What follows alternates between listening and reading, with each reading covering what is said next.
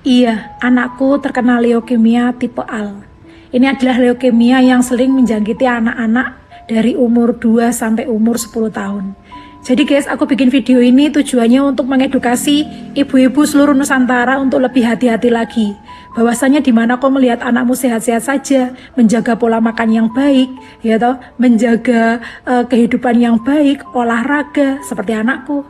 Anakku benar-benar ku jaga pola makannya, bermainnya, sekolahnya, bahkan anakku tidak membawa uang saku. Aku bawakan bekal dari rumah dan benar-benar aku jaga. Anakku juga rajin olahraga, les bola, les lari, belum berenang, tapi ternyata anakku masih bisa sakit leukemia. Jadi guys, awalnya tanda-tandanya anakku merasa demam, panas berulang selama sebulan, tidak kunjung sembuh, tetapi ritmenya panas sembuh, hingga kaku leher di bagian belakang. Sendi-sendinya sakit, dia selalu mengeluh kepalanya pusing, dia selalu mengeluh sikunya sakit, lututnya sakit, pergelangannya sakit. Lalu terlihat dari berat badan yang benar-benar turun sangat signifikan. Selama 1 bulan anakku turun 3 kilo.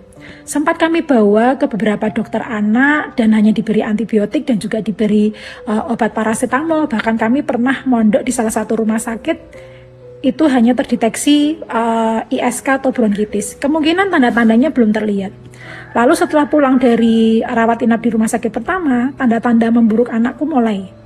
Di mana dia susah menelan, susah berbicara, bicaranya pelo, lidahnya tidak bisa keluar, matanya sudah mulai juling.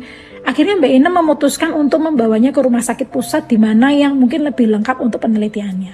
Nah, setelah diteliti ternyata ditemukan trombositnya turun, leukositnya lumayan tinggi, kemudian yang paling penting ditemukanlah blas di darah tepi, yang seharusnya blas itu ada di tulang sumsum tetapi di anakku ditemukan darah tepi.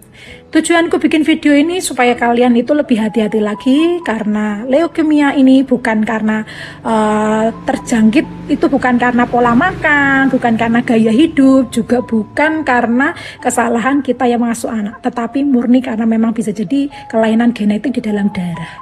Jadi buat kalian hati-hati ya, supaya paham apabila anak panas berulang, sakit berulang, sehingga dia mengeluarkan nyeri sendi-sendi, lebam-lebam dan sebagainya, bisa kalian periksakan segera lebih dalam dan rinci lagi. Doakan Mbak Inem Jogja bisa menjalaninya. Lalu ada yang bilang, Mbak Inem Jogja kok masih live streaming? Biaya pengobatan anakku tidak sedikit guys. Kalau tidak dari live streaming, Mbak Inem nanti dapat dari mana? Mbak Inem doakan Mbak Inem kuat, doakan Mbak Inem sehat dan bisa menjalani semua ini.